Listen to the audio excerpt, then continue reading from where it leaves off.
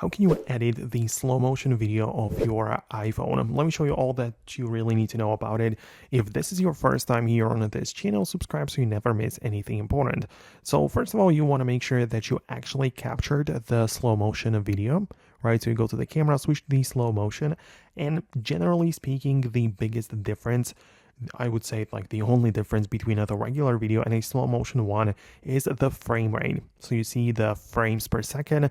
Usually the normal video is captured at like 30 FPS or even a 60, but the slow motion is captured at either 120 or 240 FPS. Right, so that is the difference that allows you to slow it down and make the video still watchable.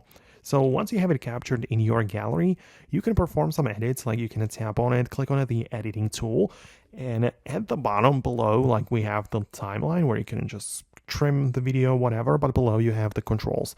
So you can decide which part of the clip is supposed to be like fast, which one is the slowed down version. So that's how you can manually control when the video gets like slower and when it goes and it picks up the pace again. So this is how you can do it within the built-in controls of the Photos app. But also in the top right corner, you have another speed icon, which lets you generally apply changes for like the whole clip, and you can see that since it was captured at 240 FPS or 120, you can dial it down and make it go to 60 FPS or 30, which is going to be of course much slower, but it's still watchable.